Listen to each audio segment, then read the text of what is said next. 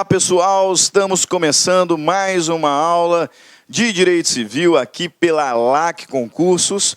Eu sou o professor Stanley Costa, seu professor de Direito Civil e Processo Civil. Na aula de hoje, iniciaremos um novo estudo, agora sobre responsabilidade civil. Um tema muito importante dentro do Direito Civil, recorrentemente cobrado em concursos públicos e que envolve várias questões jurisprudenciais. Portanto, que nós devemos ter a devida atenção. Responsabilidade civil.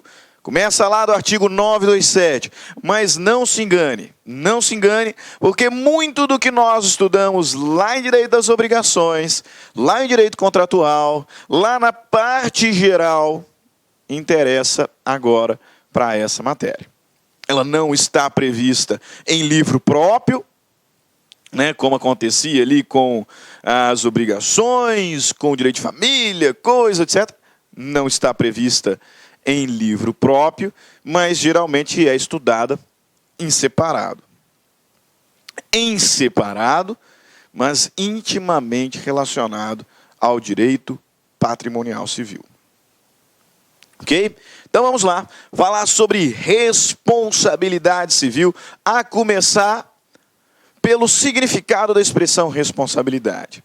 O que significa responsabilidade? Por vezes, o significado morfológico, o significado etimológico interessa muito para o direito e nos ajuda a compreender determinados institutos. Aqui não é diferença. Não é diferente. Quando nós falamos em responsabilidade, inclusive na vida ali social, no cotidiano da sociedade, geralmente vinculamos a ideia de responsabilidade a assumir as consequências decorrentes de uma atividade, de uma conduta.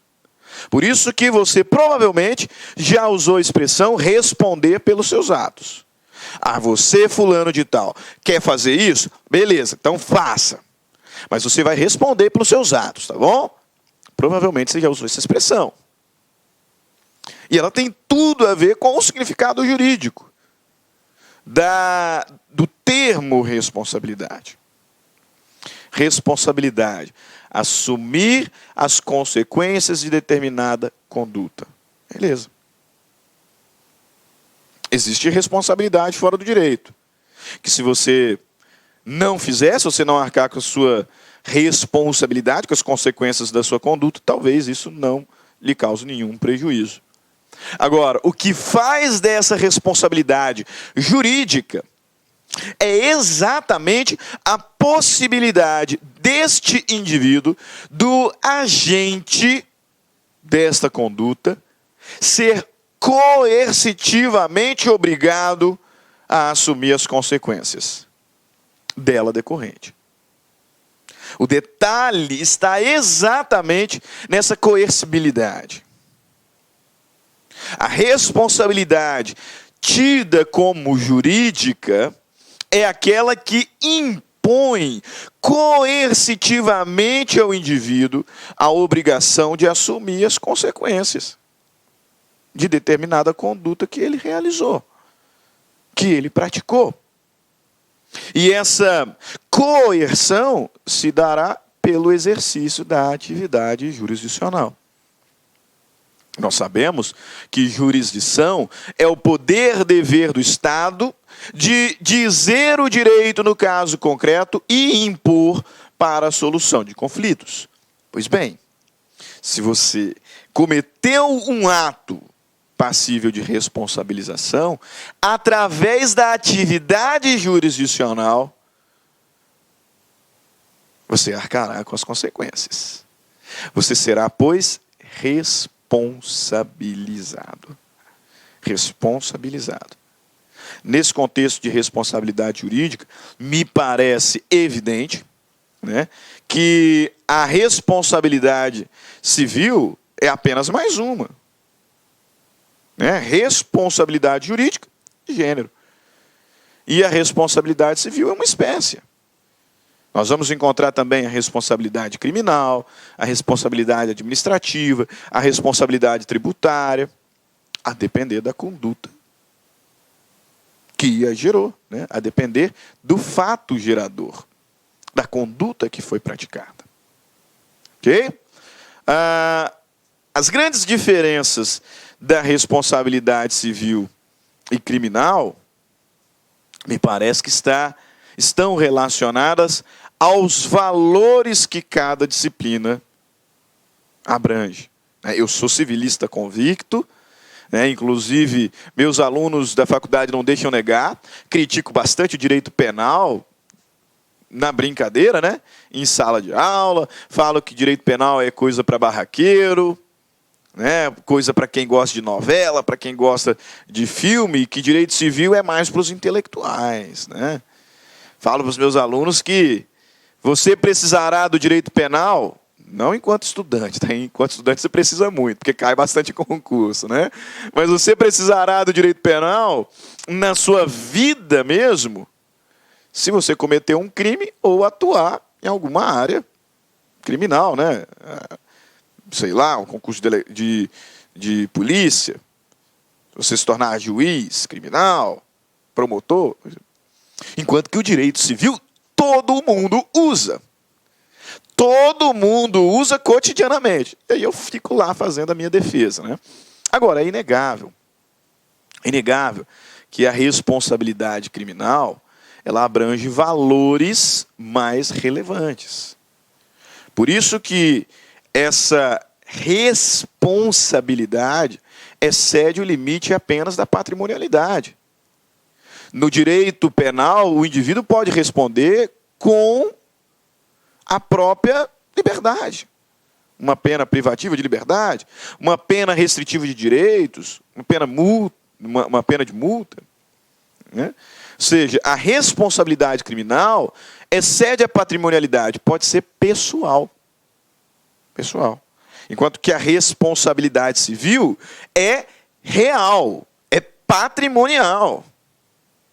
No direito civil, ninguém responde com a restrição de direitos, com a restrição de liberdade. A responsabilidade no direito civil envolve patrimônio. Afora, é claro, alimentos, né? A gente sabe que existe uma hipótese de prisão civil. Mas fora contexto de alimentos, a responsabilidade civil sempre será patrimonial, sempre será real.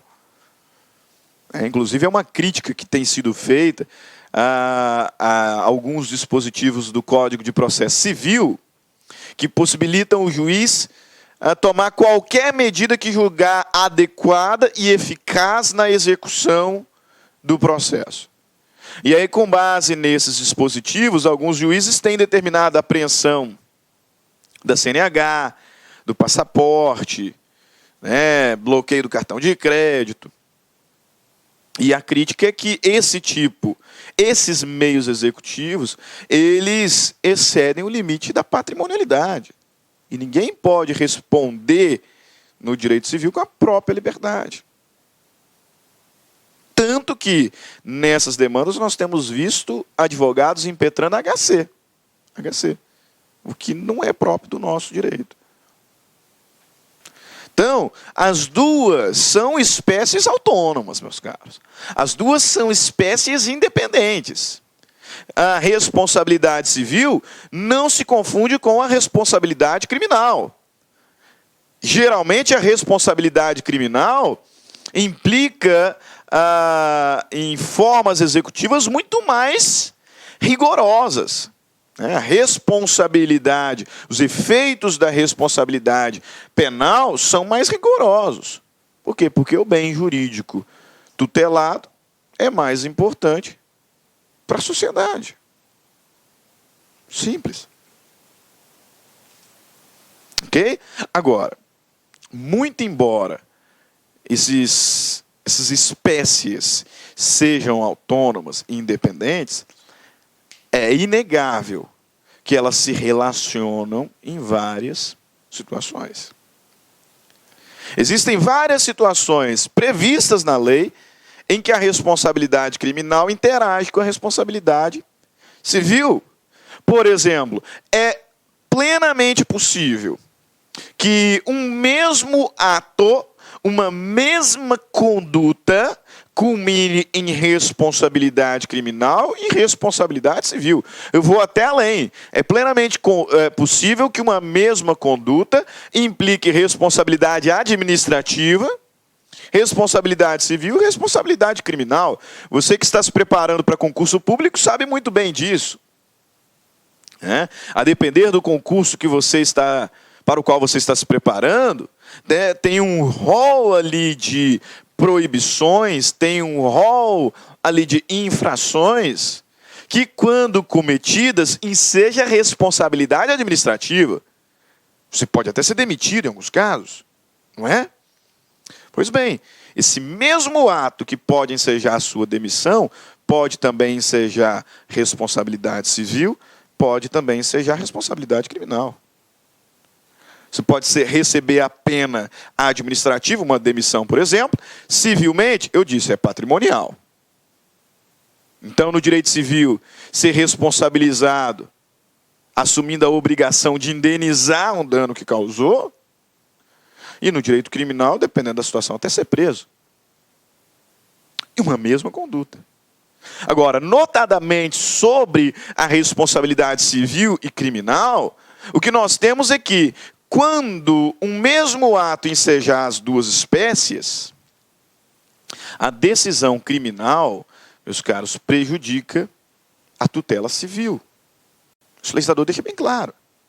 Na verdade, em algumas situações eu posso até, eu vou até suspender o processo civil para aguardar a decisão criminal. Em algumas situações eu nem vou me preocupar com o processo civil de imediato para aguardar a decisão criminal. Porque a decisão criminal transitada e julgada faz título executivo civil. Eu aproveito, eu posso pegar lá e trazer para cá. O indivíduo foi condenado criminalmente pelo crime de calúnia. Beleza? Aí ele vai responder lá criminalmente. Eu posso pegar essa decisão do processo penal, transitado e julgado, e trazer como título executivo civil para exigir a indenização, responsabilização civil. Percebem como elas se relacionam? Se eu já ajuizei a ação indenizatória aqui no direito civil, e lá no âmbito criminal o indivíduo é absolvido, você tem alguma dúvida de que a decisão criminal vai causar efeitos no âmbito civil? Então, muito embora sejam independentes, em algumas situações elas se relacionam. Destaquei aqui duas situações, duas que são recorrentemente cobradas em concurso, e aí vale a pena você guardar esses artigos. Artigo 200, primeiro, veja lá. Quando a ação se originar de fato que deva ser apurado no juízo criminal, não correrá prescrição antes da respectiva sentença definitiva. Você percebe que curioso?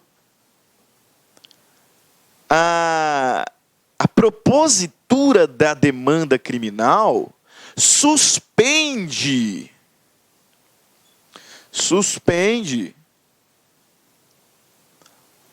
ou impede, a depender se o prazo já começou ou não, né? Suspende ou impede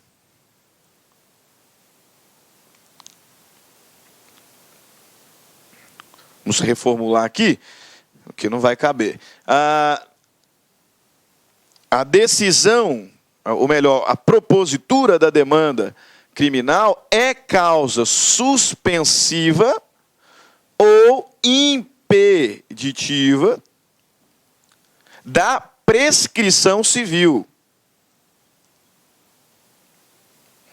Da prescrição civil. Observou? É isso que o legislador está me dizendo aqui no artigo 200.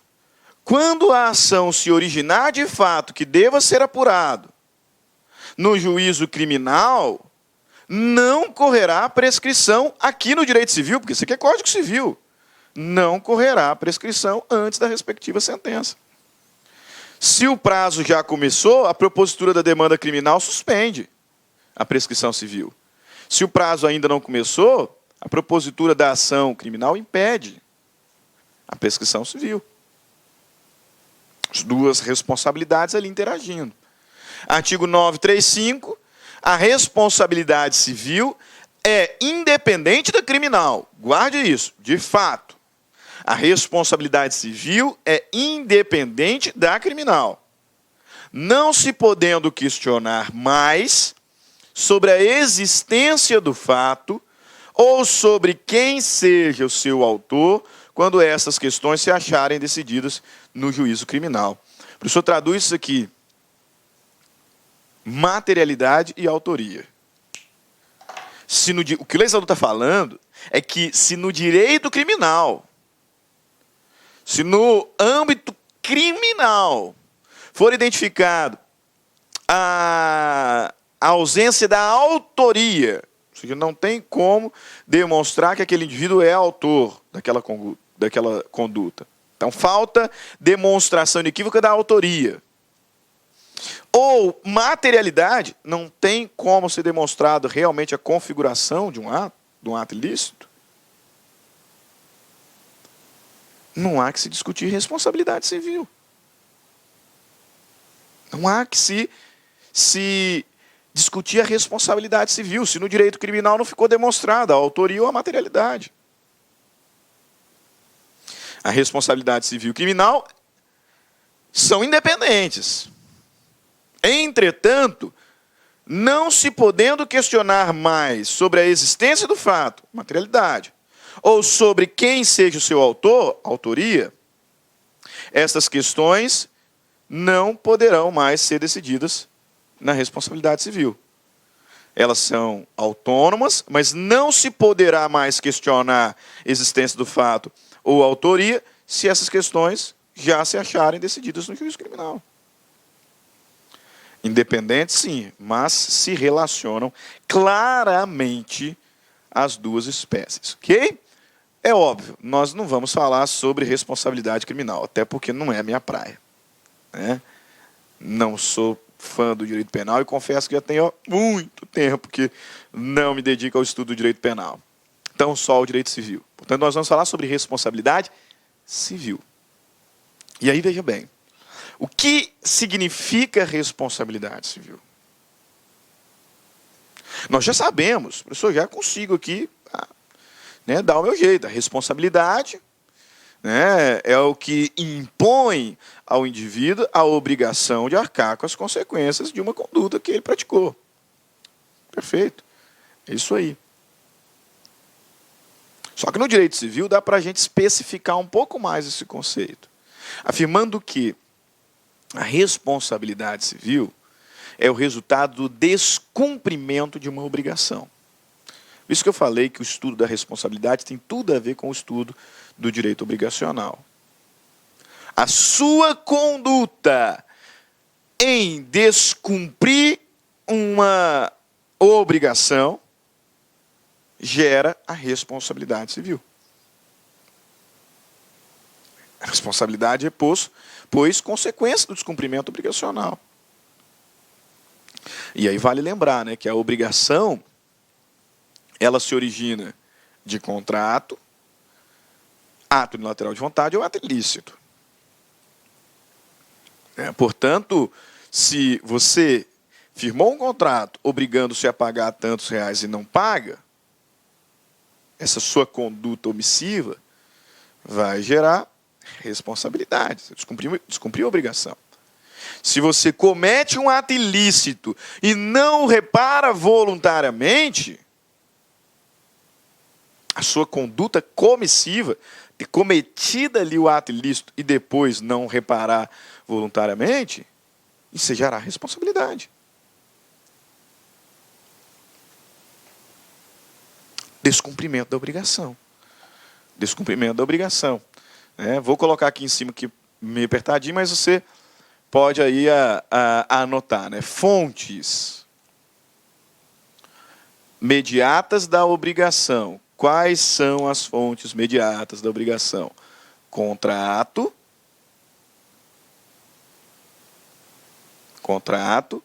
o ato unilateral de vontade e o ato ilícito.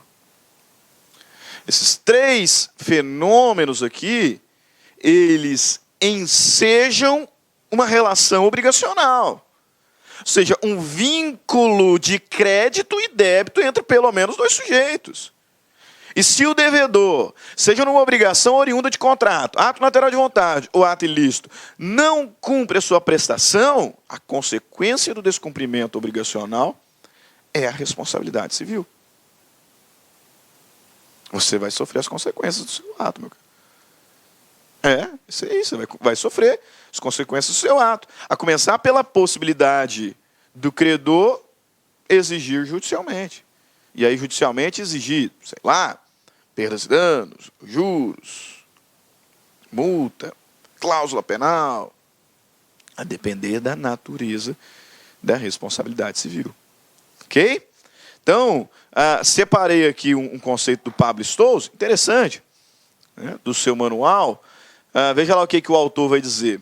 A responsabilidade civil deriva da agressão a um interesse eminentemente particular, sujeitando assim o infrator ao pagamento de uma compensação pecuniária à vítima. Compensação pecuniária. Lembra, responsabilidade civil envolve patrimônio. Patrimônio. Caso não possa, por in natura, né, caso não possa repor in natura o estado anterior da coisa. Né, o que ele está falando? Em algumas situações, a responsabilidade civil ensejará uma palavrinha que muitos gostam, né? Indenização. Indenização. Pessoal, quando a gente fala em indenização, a gente está falando sobre responsabilidade civil. Sobre responsabilidade civil. Você cometeu um ato e agora está obrigado a indenizar aquele que sofreu os danos dele decorrente. Paga em dinheiro. Agora, se é um contrato, por exemplo, você comprou o meu carro e eu não te entreguei, eu posso responder civilmente, sendo ali surpreendido por um oficial de justiça que vai lá e apreende o carro que está comigo, não te entreguei. E ainda responder por eventual perdas e danos, etc. Mas nesse caso eu vou ter pecúnia e reposição in natura. Eu te emprestei a minha casa, fizemos ali um contrato de comodato, você se recusa a sair. Beleza, então eu vou te tirar. Te tirar de lá. Você vai responder, tá? Você vai falar assim, vai buscar os seus direitos, Stanley. Beleza, eu vou buscar. E você vai responder judicialmente. Às vezes a gente usa as expressões sem refletir, né? Você vai responder judicialmente. É isso mesmo. Responder. Responsabilidade civil. Estou fazendo essa reflexão sobre obrigações para que vocês enxerguem que, inicialmente, a responsabilidade civil ela pode ser contratual ou extracontratual. Responsabilidade civil será contratual quando a fonte da obrigação é um contrato que não foi cumprido. Aí, nesse caso aqui, a responsabilidade será a consequência do inadimplemento.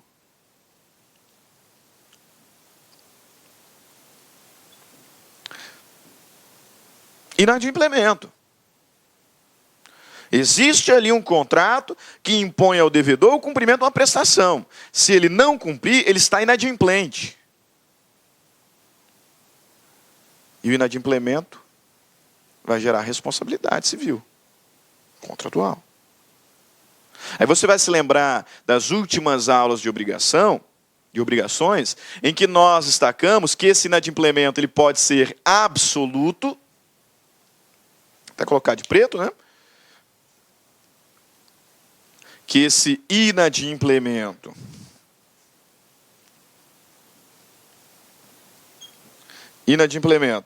pode ser absoluto ou relativo. O inadimplemento absoluto se dá quando? Quando a prestação ela não é cumprida, e depois se torna impossível o seu cumprimento, ou simplesmente deixa de ser útil para o credor.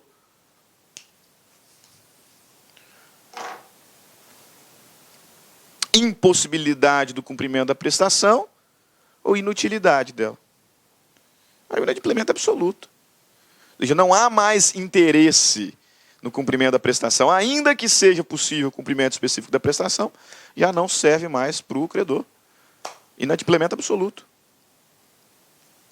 Mas existe o inadimplemento relativo, que se dá quando? Na hipótese de mora.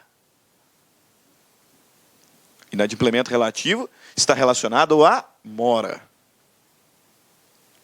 A mora. Descumprimento da obrigação, considerando o tempo, local ou forma de pagamento. Geralmente a gente fala envolvendo o tempo, né? Mas cuidado, mora não é sinônimo de demora, não. Mora está relacionado ao não cumprimento da obrigação, considerando o tempo, a forma ou o local de pagamento. Mas, fato é que, muito embora essa obrigação tenha sido descumprida, ainda é possível o seu cumprimento de forma útil. Por isso, inadimplemento relativo. Ocorrido o inadimplemento, o devedor responderá. Responsabilidade civil. Olha só, esses artigos que, inclusive, nós já estudamos. Artigo 389. Não cumprida a obrigação... Falando, às vezes a gente lê e não presta atenção, né? Não cumprida a obrigação, responde. Responde o devedor por perdas e danos, mais juros e atualização monetária segundo os índices oficiais, regulamentos estabelecidos e honorários de advogado. Artigo 391. Pelo inadimplemento das obrigações, respondem todos os bens do devedor. Bens, responsabilidade civil, patrimônio. Se você não me pagar, eu vou exigir judicialmente, nego. E se você não pagar judicialmente, os seus bens respondem, porque nós vamos penhorar bens. Evidente, tem exceções, né? Artigo 395. Responde o devedor pelos prejuízos a que a sua mora, inadimplemento relativo, der causa, mais juros, atualização dos valores monetários, segundo os índices oficiais, regulamentos estabelecidos e honorários de advogado. Responsabilidade contratual. Responsabilidade decorrente do inadimplemento. Responsabilidade decorrente do inadimplemento. Mas existe a responsabilidade extracontratual para aquelas obrigações que não se originam de contrato, mas sim de ato ilícito. Responsabilidade extracontratual, aquela que decorre de ato ilícito. Também chamada de responsabilidade aquiliana. Responsabilidade aquiliana. E aí o fundamento são basicamente 3 artigos. Artigo 186, que nos vai trazer o conceito de ato ilícito, né, geral. Veja lá, aquele que, por ação ou omissão, voluntária, negligência ou imprudência, violar direito e causar dano a outrem, ainda que exclusivamente moral, comete ato ilícito. Que dá o conceito e os requisitos para a configuração do ato ilícito. E o artigo 187 nos traz o ato ilícito decorrente do abuso de direito. Abuso de direito. Às vezes eu não realizo nenhuma conduta que ofende diretamente o interesse do outro. Mas no exercício do meu direito, atuo de forma abusiva e isso causa dano a outrem. Cometi ato ilícito. Cometi ato ilícito. Lá em direito contratual a gente fala, fase de negociações preliminares. A fase de negociações preliminares não vincula as partes. Então, na fase de negociações preliminares, é possível a desistência do contrato. É possível que eu simplesmente desista. do meu contrato. Beleza. Sim, mas se o exercício desse meu direito for realizado de forma abusiva, inesperado, injustificado e causar dano a outrem, estou cometendo ato ilícito. Ato ilícito que vai ensejar a responsabilidade civil aquiliana. Ou seja, eu vou ser obrigado a pagar a indenização à outra parte, mesmo tratando-se do exercício de um direito, vou ser obrigado a pagar a indenização à outra parte, por ofensa à boa-fé objetiva. E aí olha o 927 para fechar o tema. Aquele que por ato ilícito causar dano a outrem fica, olha lá, obrigado a repará-lo. Portanto, responde pelo ato ilícito. Ok? Agora, dá uma boa lida aqui no artigo 186. Dá uma boa olhada aqui nesse artigo 186. Porque, como nós já estudamos direito das obrigações, nós já estudamos contrato, o nosso foco agora vai ser a responsabilidade aquiliana. A responsabilidade extracontratual, né? Decorrente de ato ilícito. Então, dá uma boa olhada aqui no artigo 186.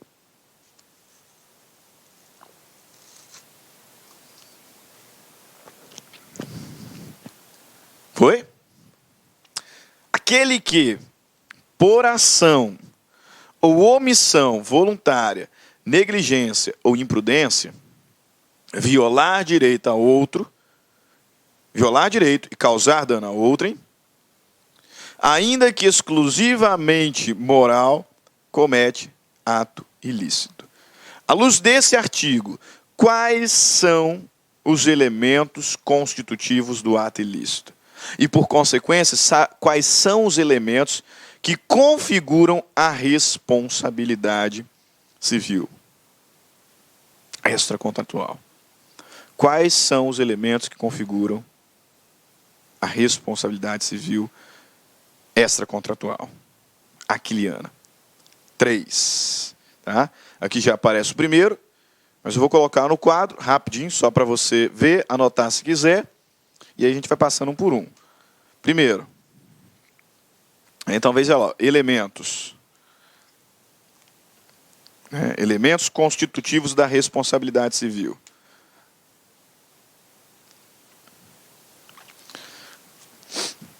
Primeiro, conduta. O legislador diz, aquele que por ação ou omissão, voluntária, negligência ou imprudência, violar direito e causar dano a outrem. Então, ação ou omissão. Primeiro requisito, conduta. Segundo requisito, dano. Aquele que por ação ou omissão voluntária, negligência e imprudência, violar direito e causar dano a outrem, comete ato ilícito. Agora, esses dois elementos aqui não servem de nada sozinhos. Aquele que por ação causar dano a outrem. Então é necessário que exista uma relação de causa e efeito. Essa conduta gerou esse dano. O último elemento constitutivo, portanto, será o nexo causal. Nexo causal. Lá. Os 3 elementos constitutivos da responsabilidade civil extracontratual. Responsabilidade civil extracontratual. Ok? Vamos à análise de cada um deles. Primeiro elemento. Primeiro elemento constitutivo da responsabilidade civil extracontratual. Conduta. Conduta humana. Não interessa se é comissivo ou omissivo. Se é uma ação ou uma omissão. É indispensável para a configuração do ato ilícito que exista uma conduta. Que exista uma conduta. Comissiva ou omissiva. Mas cuidado, nem sempre se exige culpa. Cuidado com esse detalhe. Quando eu falo, exige uma conduta humana. Professor, então quer dizer que só existe ato ilícito se for doloso? Eu não estou pensando sobre a pretensão do agente com aquela conduta. Estou pensando do ponto de vista psicológico. Qual era o objetivo do agente quando da realização daquela conduta? Precisa de uma conduta. Precisa de um ato ou omissão voluntária, necessário vontade humana.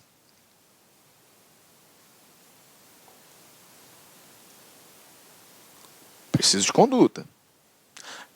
Mas cuidado. Em algumas situações, tá? Vou nem colocar no quadro, vou narrar só. Em algumas situações, a responsabilidade civil será configurada independentemente de dolo ou culpa. É o que nós vamos chamar de responsabilidade civil objetiva. A conduta está lá. Em algumas situações, o indivíduo responderá, mesmo que essa conduta não tenha sido dolosa. Mesmo que essa conduta não tenha sido culposa. Em algumas situações, ele vai responder até por ato de terceiro. Ou por fato de coisa. Mas de coisa que lhe pertence. Mas teve um fato. Teve um acontecimento. Um evento ali que causou o dano. Ok? Nem sempre essa conduta precisará ser culposa ou dolosa. Será a questão. Segundo requisito, indispensável é o dano. Pessoal, mais uma vez, ato ilícito tem que ter dano. Esse aqui é um elemento constitutivo. Ato ilícito tem que ter dano. Não há que se falar em reparação civil sendo que não teve dano.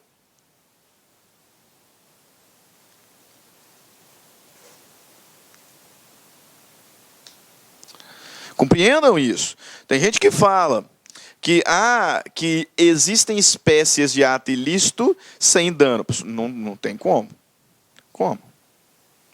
Ah, professor, mas e a situação do dano moral in re ipsa? Já vou falar sobre ele. Dano moral in re ipsa, que é aquele dano moral que eu suportei em razão do cancelamento do meu voo, em razão da inscrição do meu nome no Serasa. Isso aí não é uma reparação civil independente de dano? Não é, você está louco? Ato ilícito envolve dano. Ato ilícito envolve dano. O que acontece lá no in re ipsa, e já vou destacar, é que eu não preciso provar o dano. Em algumas situações, a jurisprudência, nem o legislador, a jurisprudência, entendeu que fazer prova do dano seria tão complicado que presume-se o dano. Mas ele tem que estar lá.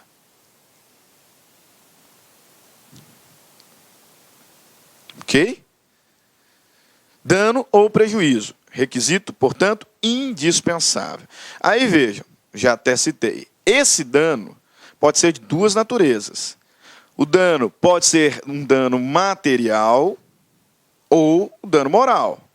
Dano material quando? Quando o prejuízo, quando a lesão decorrente daquela conduta está relacionada a um interesse jurídico patrimonial. Aquela conduta me trouxe prejuízos, me causou lesões do ponto de vista patrimonial. Há bem patrimonial que é tutelado pelo direito. E aí, esse dano material, ele pode ser de duas espécies: emergente ou lucro cessante. Isso aqui, inclusive, a gente observa lá no final do direito das obrigações, né? Quando o legislador fala que o inadimplemento culmina em perdas e danos, ou seja, indenização, Ele fala que esse dano material pode compreender aquilo que efetivamente se perdeu, ou aquilo que se deixou de lucrar. Aquilo que eu deixei de lucrar em razão, né, daquela conduta. Lucro cessante. Então, dano material pode ser de duas espécies. Dano material emergente, dano material lucro cessante. Dano material, o que eu efetivamente perdi. Dano material emergente, né? Aquilo que eu efetivamente perdi. Dano material lucro cessante, aquilo que eu razoavelmente deixei de lucrar. Olha lá o artigo 402. Salvo as exceções expressamente previstas em lei, as perdas e danos devidas ao credor abrangem, além do que efetivamente se perdeu, dano material emergente,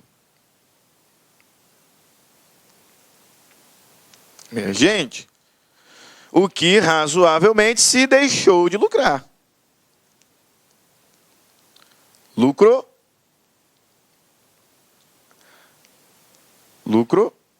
cessante.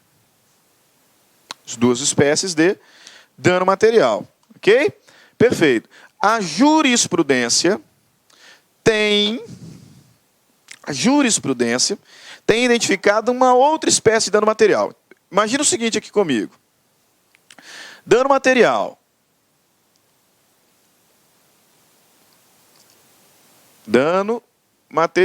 O legislador me diz que o dano material ele pode ser de duas espécies. Dano material emergente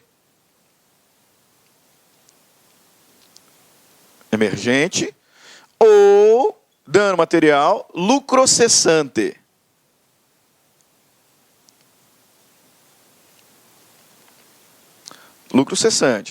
Mas a jurisprudência, ela identifica uma outra espécie de dano material que está bem aqui no meio. Entre o emergente e o lucro cessante. Que é o que se tem chamado de perda de uma chance. Tá? Perda de uma chance.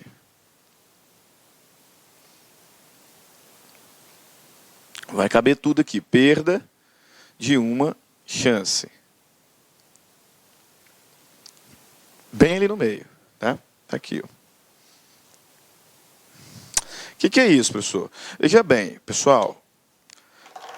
Dano material. Aquilo que eu efetivamente perdi. Eu te emprestei o meu carro e você, em alta velocidade, de forma imprudente, bateu no poste e detonou o meu carro. Você tem que me indenizar pelo que eu efetivamente perdi, ou seja, pelo prejuízo que eu suportei em razão da batida. E além desse dano emergente, você responderá pelo lucro cessante. Aquilo que eu razoavelmente deixei de lucrar. Dependendo do que eu faço da minha vida, o tempo que esse carro vai passar lá na oficina não me trouxe prejuízo nenhum. Então não tem lucro cessante. Agora imagina que eu sou Uber. Que eu sou um taxista. E aí, além do prejuízo emergente, o tempo que esse carro vai ficar parado lá na oficina, sei lá, 2 semanas, 3 semanas, eu deixo de ganhar dinheiro. Lucro cessante, o que eu razoavelmente deixei de perder. Deixei de ganhar, melhor dizendo. A perda de uma chance, ela acontece numa situação em que eu não tenho certeza de que ganharia alguma coisa. Tá? Não é algo que eu posso afirmar aqui, né, um lucro cessante. Algo que realmente eu ia ganhar e não ganhei em razão da sua conduta. Não é algo que eu razoavelmente deixei de ganhar. O tempo que o carro está parado lá, eu deixei de taxiar. Ou seja, eu perdi um dinheiro que era muito provável. A perda de uma chance é um pouco mais superficial a ideia. Eu poderia ou eu não poderia lucrar. E é onde vai aparecer, por exemplo, você está estudando há um tempão para um concurso público. Tempão para um concurso público. E aí, nesse contexto, fez lá a primeira fase das 100 questões, acertou 97, passou lá, primeiro, segundo lugar. Cara, que felicidade, hein? Passou bem pra caramba. Fez a segunda fase, fase dissertativa, mais uma vez, placou, passou bem pra caramba, passou bem demais. Arrebentou. Tá na terceira fase, e se estudou pra caramba. Pô, o histórico favorece, né? Passou bem demais na primeira, na segunda fase. Cara, vai emplacar. Sua chance de ser aprovado é real. E aí você está a caminho da prova, da terceira fase, vem um louco e bate no seu carro. E aí você tem que ser levado para o hospital, etc. O que aconteceu? Você perdeu a prova.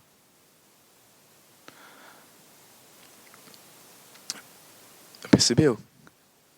Teve o dano material que você sofreu, o dano material por conta do carro que estragou, né? O dano moral, que a gente vai falar já sobre ele, relacionado ali à estética, abalo psíquico, beleza. Mas você perdeu uma chance e tanto. Você poderia até não ser aprovado, mas você tinha grandes chances de ser. E por conta daquela conduta, você perdeu uma chance. E aí o juiz vai determinar um valor indenizatório por isso. Não é um lucro cessante. Não é um lucro que você razoavelmente deixou de obter. Não. É uma chance que você perdeu em razão daquela conduta. Tem um caso, me permita aqui, já concluindo aqui o primeiro bloco, a gente volta com dano moral no segundo bloco. Mas tem um caso que ficou famoso, assim, na jurisprudência, relacionado àquele evento Show do Milhão, né, aquele programa Show do Milhão do Silvio Santos. Né, tinha uma mulher lá, não me lembro se é uma mulher ou homem, mas aqui no meu exemplo vai ser mulher. Estava lá respondendo todas as perguntas, respondendo todas as perguntas, uma atrás da outra.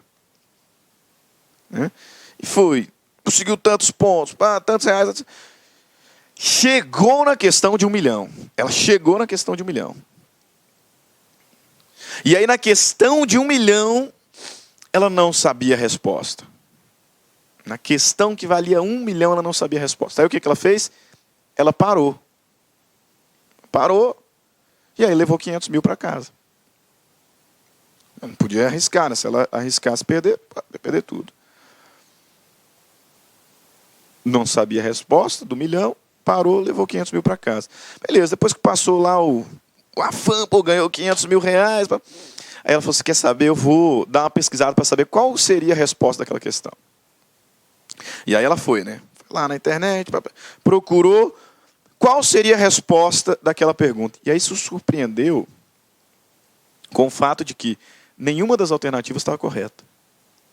Nenhuma das alternativas estava correta. A resposta era outra. A resposta era outra. Sabe o que ela fez? Ajuizou uma ação contra o SBT, pedindo indenização pela perda de uma chance. Ela poderia errar? Poderia. Mas se ela tivesse a resposta correta, ela poderia também acertar. E aí é até curioso a matemática que o juiz fez. Porque ele levou em consideração o seguinte. Ela tinha 25% de chance de acertar. Eram quatro alternativas, né? Então ela tinha 25% de chance de acertar. Se ela acertasse, ela ganharia mais 500 mil reais. Então ela tinha 1/4 de chance. Quanto que o juiz deferiu a título de indenização? 125 mil reais. Lembra, ela já ganhou os 500 mil reais. E porque a pergunta não tinha resposta correta, nenhuma das alternativas ali estava correta, o juiz obrigou a SBT a pagar uma indenização no valor de 125 mil reais pela perda de uma chance. pela perda de uma chance. Tá? O que é muito importante a gente destacar é que essa indenização só será concedida quando a oportunidade fosse séria e real de um possível ganho. Tá? Só se configurará o dano material em razão da perda de uma chance se realmente a vítima perdeu uma oportunidade séria e real de um possível ganho. Ok? Beleza, então, pessoal.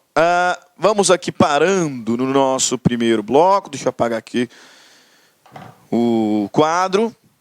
Ok? Encerramos aqui o nosso primeiro bloco. Voltaremos no próximo bloco, seguindo, para falar sobre dano moral e também para trabalharmos o tema das espécies de responsabilidade civil. Ok? Grande abraço a todos. Fiquem com Deus. Até daqui a pouquinho. Te aguardo no próximo bloco. Tchau, tchau. Clique lá.